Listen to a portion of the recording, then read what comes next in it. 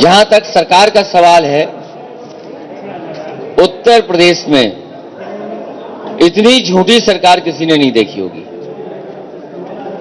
इनका हर वादा जुमला निकला, इनका हर विज्ञापन की तस्वीर झूठी है, और जो अपना संकल्प पत्र इन्होंने दिया था वो संकल्प पत्र पूरा नहीं किया। किसान की आय दोगुनी नहीं हुई, लगातार बेरोजगारी बढ़ी है, नौकरियां दे नहीं पाए, और कोविड के समय पर जिस समय लॉकडाउन लगा था, जनता को इन्होंने अनाज छोड़ दिया था। बेचारे मजदूर जहां थे वहां से हजारों किलोमीटर पैदल चल करके आए, साइकिल से चल करके आए, अपने आप इंतजाम करते रहे, तब जाकर के यहां पहुंचे हैं। तो कोविड के समय पर जनता को जब से सबसे ज्यादा सरकार की जरूरत थी, उस समय सरकार ने जनता को अनाज छोड़ दिया। बहुत सारे लोग ऑक्सीजन और दवा की वजह से हमारे बीच में नहीं रहे। अगर उन्हें समय पर दवा मिल जाती, समय पर ऑक्सीजन मिल जाती, समय पर अस्पताल मिल जाता, तो बहुत सारे लोगों की जान बचाई जा सकती है।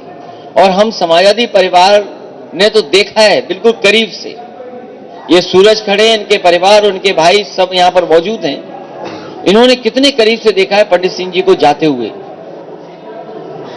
इलाज कराते कराते, और जहां जैसा इलाज संभव था वो इलाज की कोशिश की, और उसके बावजूद भी नहीं बचा पाए, और वहीं गरीबों की जान बिना इलाज की चली गई। सरकार अगर मदद करना चाहती तो बहुत सारे लोगों की जान बच सकती थी। इसलिए कोरोना में जितने लोगों की जान गई है, सरकार अभी भी स्वीकार नहीं कर रही है। अगर सरकार से पूछें कि वो आंकड़े बताओ कि जिसमें कितनी जान गई है, वो सरकार बताने को तैयार नहीं है। आज हालात ऐसे हैं कि लोगों की कमाई आधी हो गई है और महंगाई दोगुनी, बैंकें डूब रही हैं, ब्याज दर नीचे चली गई। अगर ब्याज दर नीचे जा रही है, कमाई आधी हो गई और महंगाई दोगुनी, तो खुशहाली कैसे आएगी?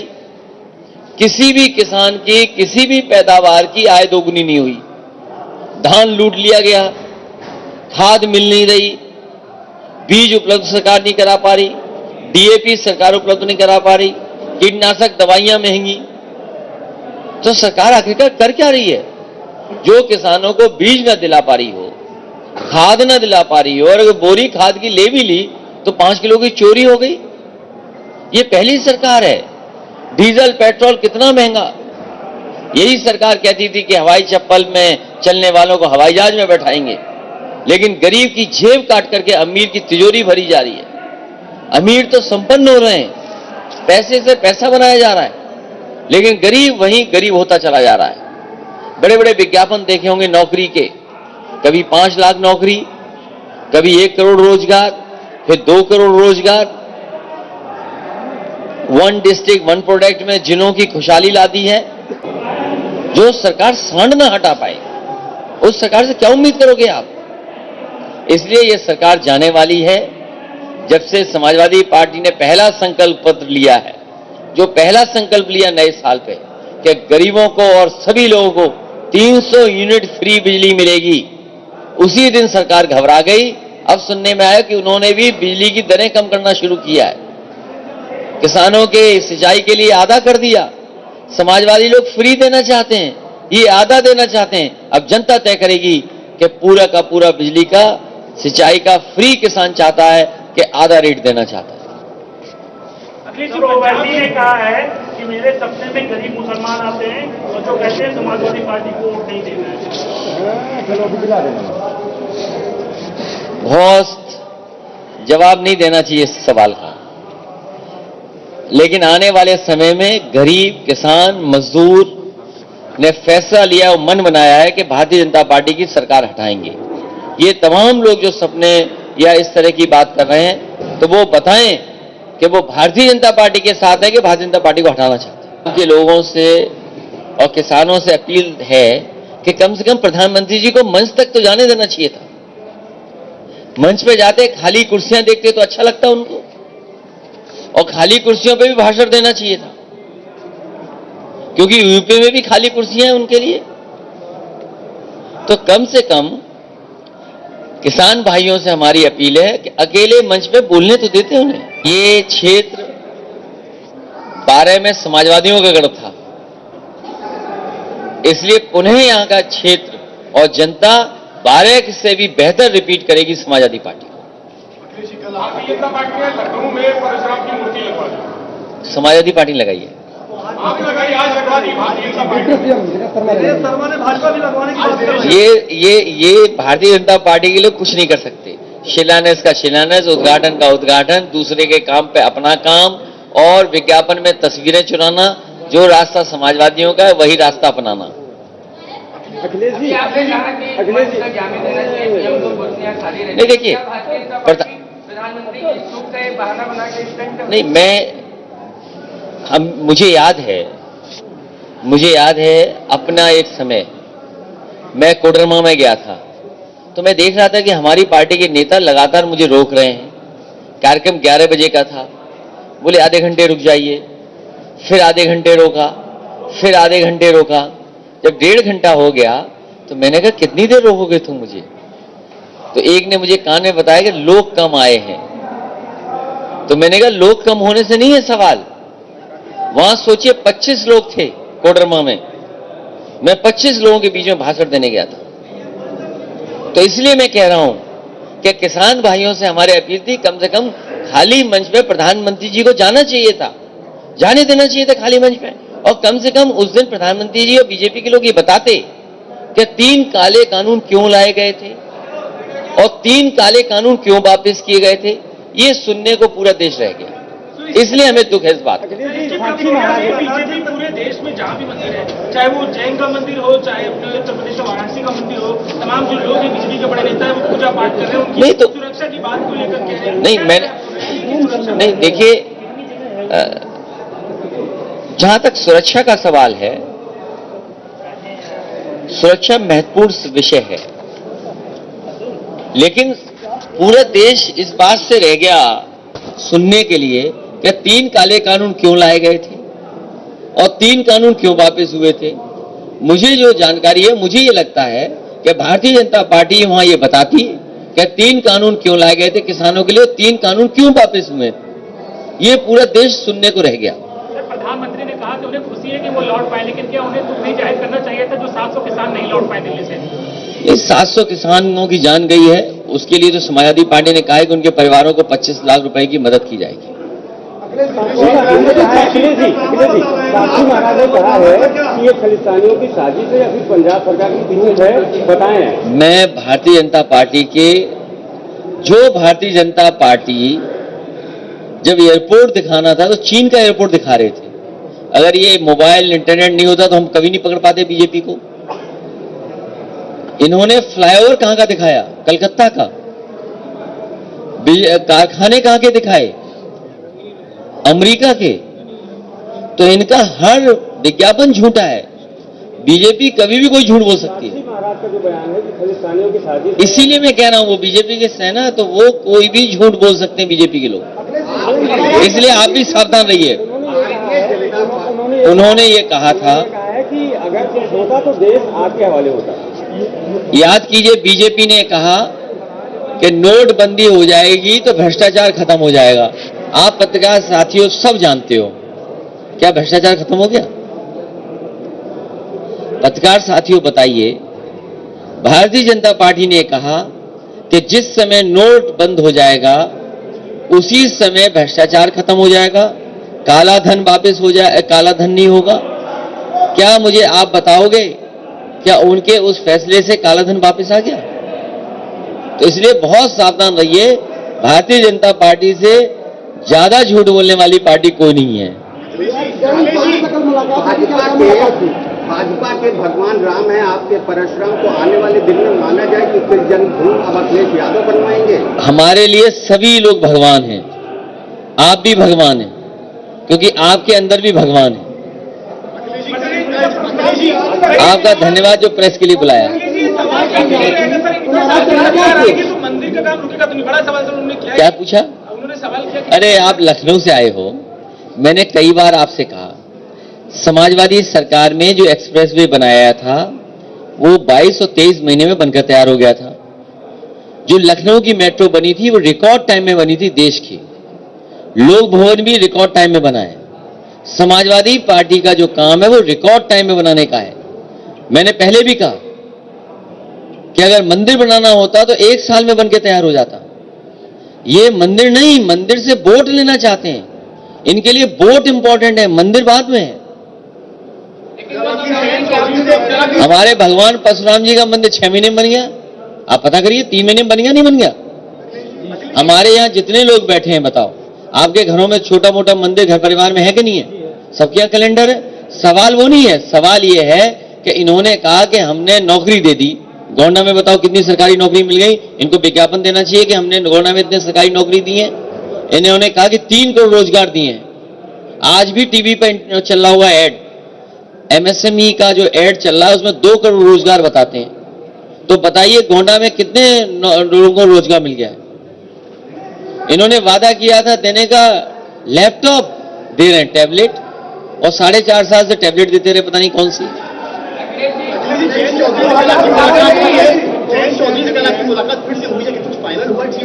सब फाइनल हो गया है।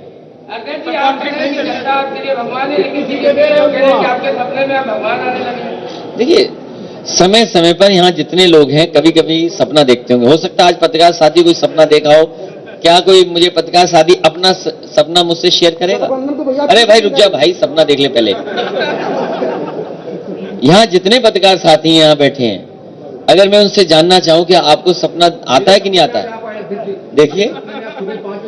देखिए ये होता है कि जिसको आप सोचते हुए सो जाएं वो सपने में आता है। तो इसलिए यहाँ जितने लोग हैं उनके सपनों में कोई ना कोई आता होगा। लेकिन बीजेपी के लोगों के सपने ऐसे आ रहे होंगे कि अब नींद नहीं आ रही उनको, आधी रात उठ जाते होंगे। और तभी राष्ट्रीय सुरक्षा का नाम लेके अपनी नाकामी को पंजाब में छुपाने की कोशिश कर रही है। देखिए भारतीय जनता पार्टी कुछ भी कर सकती है, इसलिए उनसे सावधान रहिए। आज मुद्दे हैं महंगाई के। क्या महंगाई का इनके पास जवाब है? क्या बेरोजगारी का जवाब है? बड़े बड़े आयोजन किए थे इन्वेस्टमेंट के, क्या कोई कारखाना गोंडा में लगा? कोई बड़ा कारखाना बहराइच में लगा? कोई बड़ा कारखाना फैजाबाद में लग गया? कोई बड़ा कारखाना बाराबंकी में लग गया? सवाल इस बात का है, जो मेडिकल कॉलेज बनाने का सपना दिखाया था, यहाँ सूरत से हैं, यहाँ इनके भाई हैं, परिवार के सदस्य हैं। बताओ पंडित सिंह जी का इलाज कराने के लिए कौन सा अस्पताल, कौन सा डॉक्टर, कौन सी दवाई का इंतजाम नहीं किया, लेकिन नहीं बचा पाए। आज क्या जरूरत नहीं है कि अच्छा अस्पताल हो गोंडा में? इसीलिए मैंने कहा कि ये जो शुरुआत हुई है, अगर मेडिकल कॉलेज बनाना पड़ेगा, अस्पताल के में इंतजाम करना पड़ेगा, तो लखनऊ जैसा इलाज भी गोंडा में मिल जाए, ऐसा आने वाले समय समाजवादी लोग करके दिखाएंगे।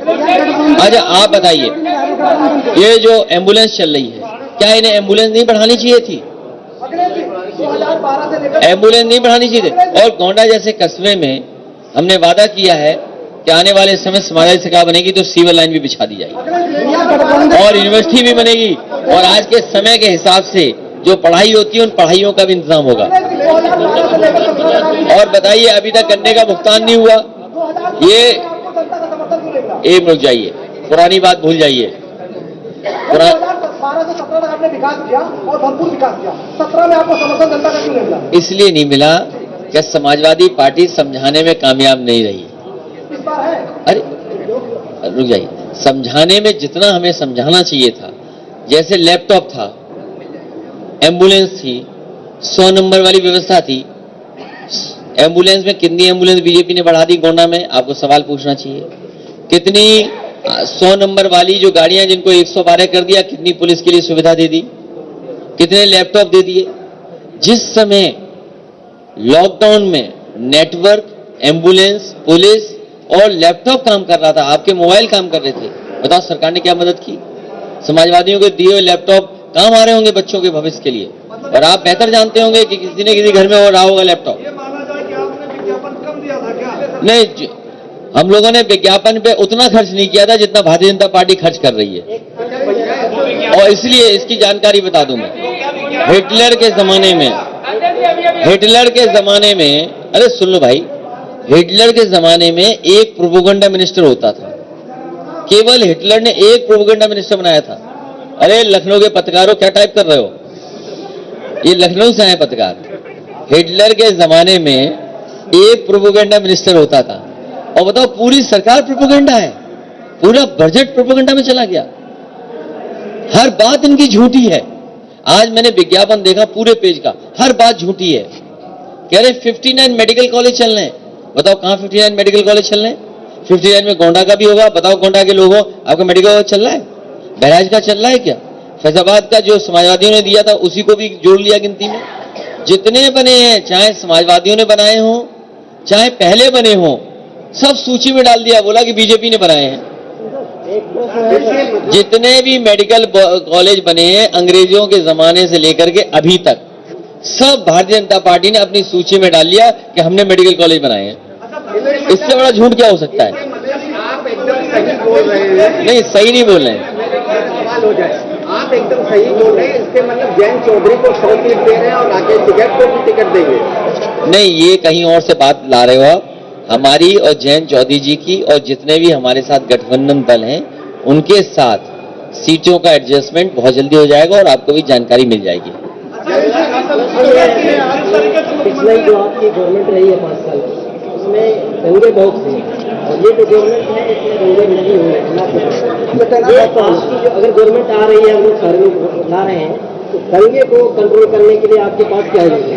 आप में दंगा करने वाले ही सरकार में बैठ गए तो दंगे कहां से होंगे? सवाल ये है। और मैं आपको भरोसा दिलाता हूं कि आने वाले समय में कानून व्यवस्था के लिए जो भी कुछ करना पड़ेगा, बेहतर करना पड़ेगा, उसके लिए समाजवादी पार्टी काम करेगी और लोगों को न्याय मिलेगा। और जो दंगे की बात कह रहे हैं, एनसीआरबी का डेटा कह रहे हैं, तो कम से कम पत्रकार साथियों, भारतीय जनता पार्टी का झूठ ये वाला आप पकड़ो। अगर दंगों का कह रहे हैं, अगर मैं बात कहूंगा दंगे की तो वो कहेंगे देखिए क्या बोल रहे हैं ये। आप एनसीआरबी का डेटा उठा करके देखिए कि 12 से 17 कितने दंगे हुए, 17 से लेकर के अभी तक कितने दंगे हुए, और महिलाओं के साथ कैसा उत्पीड़न हुआ है या और घटनाएं कितनी हुई। क्या भारतीय जनता पार्टी बता सकती है कि छोटी बेटियों के साथ, बहनों के साथ कितनी घटना घटी है यहाँ पर यूपी में? क्या उसकी संख्या बताएगी भारतीय जनता पार्टी? जो लोगों की जान गई है, मर्डर हुए हैं जहां पर, ठोको राज चला है जहां पर, कितने लोगों की जान गई, क्या भारतीय जनता पार्टी बताएगी? इन्हें जन विश्वास रैली नहीं निकालनी चाहिए कोरोना को देख करके और ठोको राज चला करके, इन्हें जन माफी रैली निकालनी चाहिए, जनता से माफी मांगनी चाहिए कोरोना के लिए कि ये उनको दवाई इलाज और नहीं करा पाए। लेकिन हम आपको भरोसा दिलाते हैं भारतीय जनता पार्टी ने जानबूझ करके झूठा प्रचार किया है। ऐसे दंगाइयों के लिए सख्त से सख्त कार्रवाई होगी। 300 से 400 वोट जीतेंगे, लेकिन उत्तर प्रदेश में हर 5 साल बाद सत्ता बदल जाती है, ऐसा यहाँ में इतिहास रहा। लेकिन बस्ती की सदर सीट ऐसी है जो आप भी जानते हैं कि समाजवादी का वहाँ कभी भी जोर नहीं चला, जबकि लोहिया का भी लहर चला और मुलायम सिंह का भी राज था। क्या सदर सीट पर जीत हासिल करके इतिहास बदलेगा बस्ती की सदर? क्या ऐसा है कि जीतने से सरकार बनती है? क्या ऐसा अगर है तो इस बार 100% समाजवादी पार्टी जीतेगी।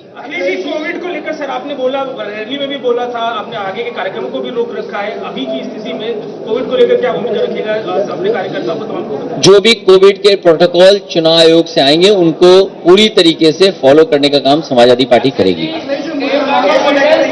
तुम सबसे ज्यादा सवाल पूछ रहे हो, चैनल कौन सा है तुम्हारा?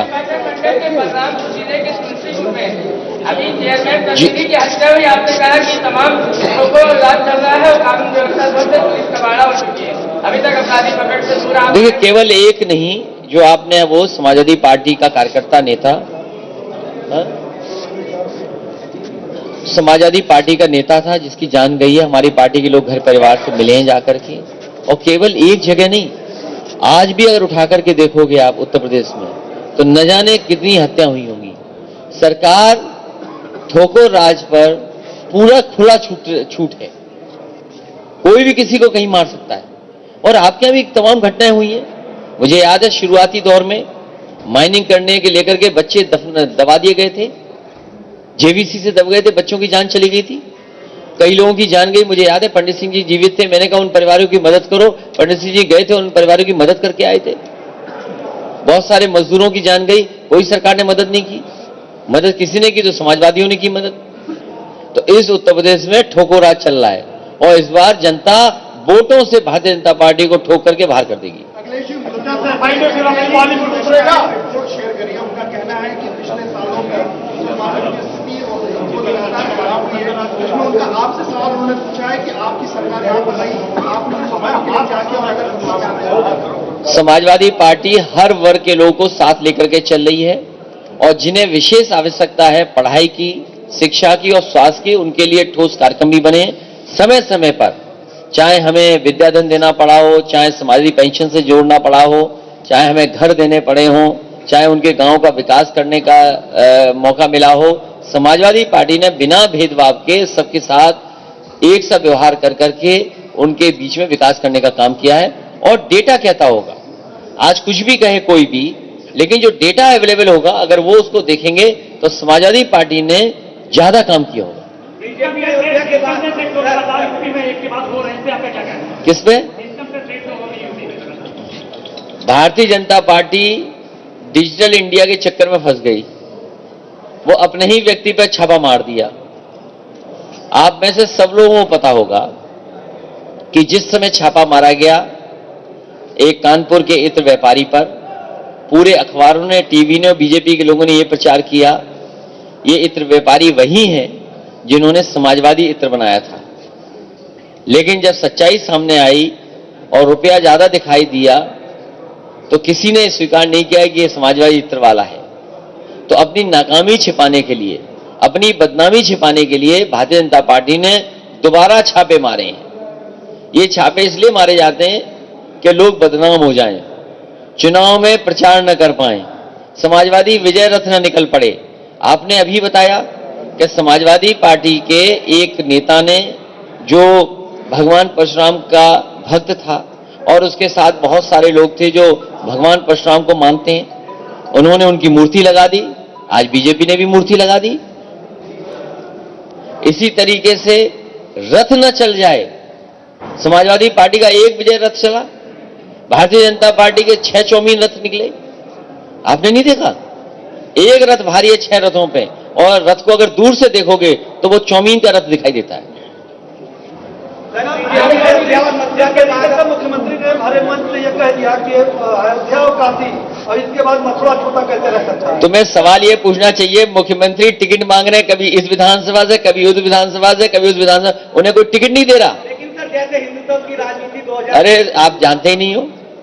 आपको मैं बताऊं, मुख्यमंत्री जी टिकट मांग रहे हैं, कभी इस विधानसभा से, कभी उस विधानसभा से, कभी उस विधानसभा, क्योंकि वो भारतीय जनता पार्टी के सदस्य नहीं है। पूरे भारतीय जनता पार्टी के जो दुखी हैं उनसे, जितने भी सीनियर नेता हैं वो सब दुखी हैं उनसे। वो कह रहे हैं कि खून पसीना बहा करके हमने पार्टी बनाई, ये जाने कहां से आए और बैठ गए आके। आप क्या चाहते हो चुनाव कहां से लड़े? हम क्यों बताएं? वो टिकट मांग रहे हैं। मैं तो ये देख रहा हूं कि मुख्यमंत्री के देखो कितने कमजोर मुख्यमंत्री हैं, तो जो टिकट मांग रहे हैं। हम बहुत जल्दी ही बता देंगे कहां से चुनाव लड़ेंगे, हमारी पार्टी तय करेगी। नहीं, चुनाव हमारी पार्टी तय करेगी कि मैं चुनाव लड़ाऊं कि चुनाव लड़ूं, कि चुनाव लड़के भी लड़ाऊं, पार्टी तय करेगी। प्रधानमंत्री नरेंद्र मोदी यहाँ आए थे, उन्होंने कहा कि फर्क साफ है। आपको क्या अपनी सरकार में, भाजपा सरकार में कुछ फर्क नजर आ रहा है? 100 नंबर का 112 कर दिया, फर्क साफ है। समाजवादी पार्टी ने जिला अस्पताल गोंडा बनाया, मेडिकल कॉलेज बनाने के जा रहे हैं, फर्क साफ है। समाजवादियों ने लैपटॉप दिए, ये टैबलेट दे रहे हैं, फर्क साफ है। समाजवादी पार्टी ने 4 लेन रोड बनाई, उसके डिवाइडर पे सांड बैठा दिए, फर्क साफ है। आप महंगाई को मजदूरी के लिए पलायन पूर्वांचल की बड़ी सर बीजेपी के हिंदुत्व कार्ड से आप कैसे निकलेंगे? अरे हम सब हिंदू हैं, किसने मना किया? तुम क्या बोल रहे हो? सर इस तरह बीजेपी लगातार हिंदुत्व देखिए बीजेपी जो है वो महंगाई पे बात नहीं करना चाहती। मुझे याद है यहीं पर कहीं पर प्रधानमंत्री जी ने कहा था कि जो हवाई चप्पल पहनता उसको हवाई जहाज पे बैठाएंगे। वो हवाई जहाज बिक गया जिसमें बैठाना था उन्हें। जिस हवाई अड्डे पे वो हवाई जहाज उतरता वो हवाई अड्डा बिक गया। सर मजदूरी के लिए इसलिए जनता महंगाई पर इनके खिलाफ मतदान करेगी। नौजवान जो बेरोजगार हैं वो खिलाफ वोट करेंगे। इतनी लाठी कभी लखनऊ में नहीं चली होगी, इतने नौजवानों ने आंदोलन कभी नहीं किया हुआ जितना इन सरकार के खिलाफ हुआ है। ये नौजवान इस भारतीय जनता पार्टी को सबक सिखाएंगे। सर मजदूरों का पलायन हो रहा है तो किसानों के लिए आप क्या करेंगे? ताकि सरकार बनेगी। से जुड़ा सवाल है कि जिस तरह से बुलडोजर चल रहा है, अपराधियों पर चलाने की बात कर रही है सत्ता मौजूद दल, क्या आपका जो रथ यात्रा चली है तो आने वाले दिनों में अगर सत्ता आती है तो रथ पर क्या कहीं ये अपराधी तो नहीं सवार हो जाएंगे? किस पे? रथ पर जिस तरह से बुलडोजर चल रहा अपराधियों पर, आने वाले दिनों में सत्ता में आप आते हैं तो रथ यात्रा पर रथ पे आप कहीं अपराधी तो नहीं सवार हो जाएंगे? देखिए, भारतीय जनता पार्टी से कई बार कहा गया इस बात को, और मैंने कई मौकों पर कहा और फिर कहता हूं वो बात कि भारतीय जनता पार्टी को अपने पूरे प्रदेश के माफियाओं की सूची जारी करनी चाहिए। उन्हें सूची इस बात की जारी करनी चाहिए कि जिले स्तर पे कौन माफिया है और प्रदेश स्तर पे माफिया कौन है। तो अभी तक, एक मिनट, अभी तक भारतीय जनता पार्टी ने कोई भी सूची जारी नहीं की। हम भारतीय जनता पार्टी जानना चाहते हैं कि भाई मिर्जापुर का माफिया कौन है, चंदौली का माफिया कौन है, आपका बनारस का माफिया कौन है, जौनपुर का माफिया कौन है, या अन्य जगह पर माफिया कौन है। क्योंकि सरकार में वो लोग हैं, कम से कम सरकार के लोगों को ये सूची जारी करनी चाहिए कि माफिया आखिरकार कौन है। और जब सूची जारी होगी तो आप खुद महसूस करेंगे कि सबसे ज्यादा माफिया अगर किसी पार्टी में तो भारतीय जनता पार्टी में। ये सूची तो आप भी जारी कर सकते थे 12 से 17 के बीच में ट्वीट किया था। तो वो सच्चाई है।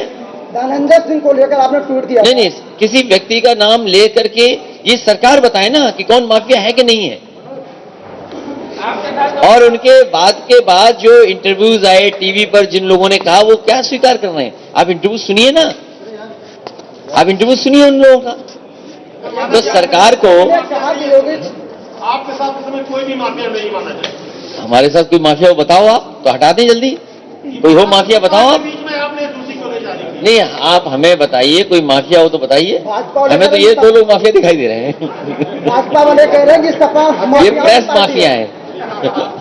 भाजपा वाले कह रहे हैं कि सपा माफियाओं की पार्टी है। आप भारतीय जनता की बात मानते हो? भारतीय जनता पार्टी ने कहा कि हमने लाल कपड़े पहनने वाले को नौकरी दे दी। नौकरी मिल गई आपको? नहीं मिली तो मत मानिए बात उसकी।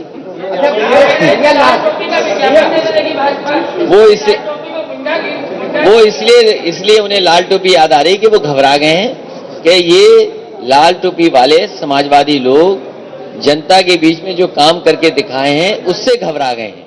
मुझे उम्मीद है प्रेस के लोगों के